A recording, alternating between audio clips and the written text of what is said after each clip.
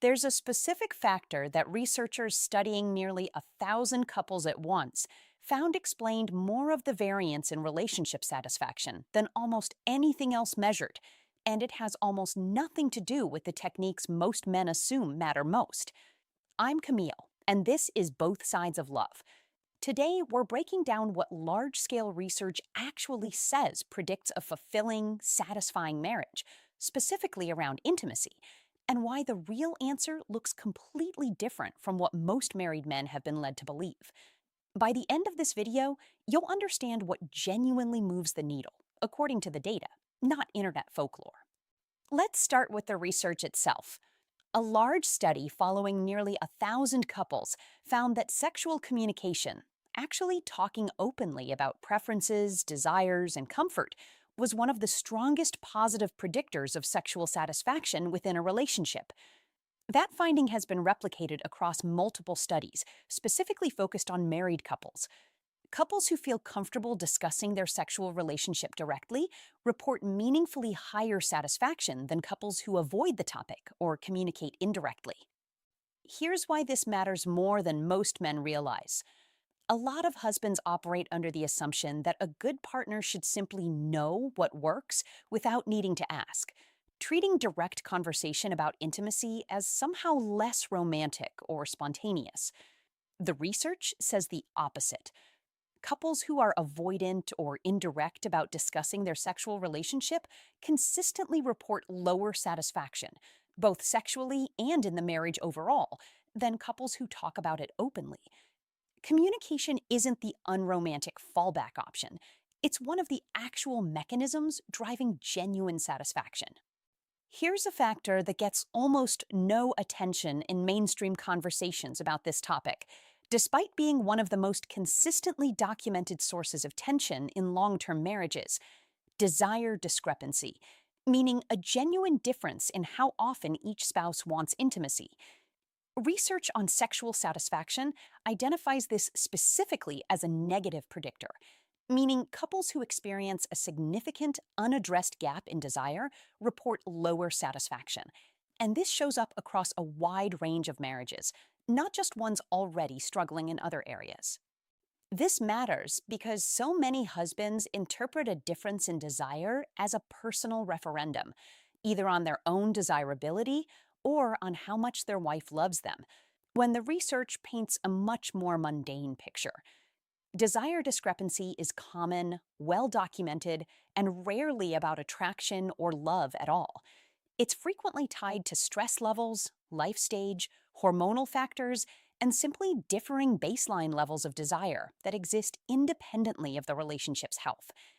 Take a man like Bill, who spent years quietly resentful, assuming his wife's lower interest reflected something wrong between them, when in reality, research on this exact pattern shows it's one of the most common, normal variations between spouses, something to actively manage together rather than silently take personally. This is where the earlier point about communication becomes directly practical rather than abstract. Couples who can discuss a desire gap honestly, without shame, blame, or silent resentment building underneath the surface, are consistently better positioned to find a rhythm that genuinely works for both people. That might mean initiating differently, understanding what actually helps a spouse's desire activate in the first place, or simply removing the pressure and anxiety that a mismatch left unaddressed tends to create over time. Anxiety and pressure around this topic, research consistently shows, actively works against desire for most people, which means the silent, unaddressed version of this problem often makes the underlying gap worse, not better. There's also a research finding worth naming directly here, because it complicates the popular idea that frequency alone determines satisfaction. The same large study found that sexual frequency was a significant positive predictor of satisfaction, specifically for women, more so than for men in the same data. That doesn't mean more is simply always better across the board.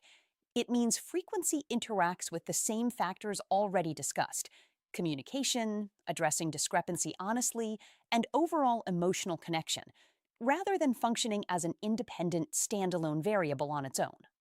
Here's where all of this actually converges into something a husband can use practically, rather than treating it as separate, disconnected facts. Life satisfaction itself showed up in the same research as a meaningful predictor of sexual satisfaction, meaning a person's overall well being outside the bedroom directly affects what happens inside it. This connects everything we've covered across this channel.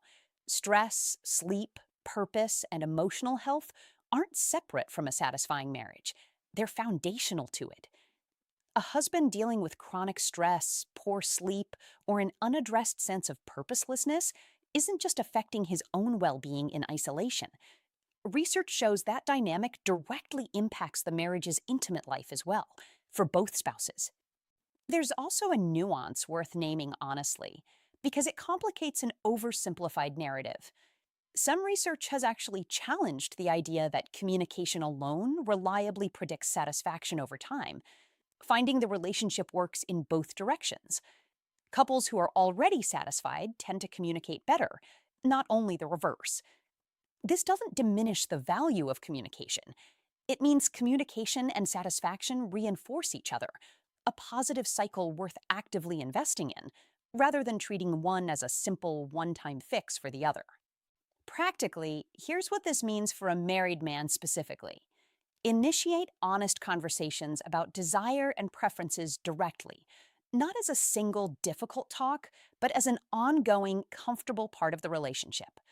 Address any desire discrepancy as a shared, normal challenge to navigate together, not a verdict on the relationship's health or your own worth. Invest genuinely in your own well being, stress management, purpose, physical health, understanding that this isn't separate from your marriage's intimate life, but directly connected to it. And build a rhythm of open communication generally, recognizing it works alongside genuine emotional connection, not as a replacement for it. Scripture describes marriage as two becoming genuinely one, a partnership built on mutual understanding and care, not a transaction where one partner simply performs for the other's satisfaction. The research and the biblical picture align remarkably well here. A fulfilling marriage isn't built on a technique or a single fix.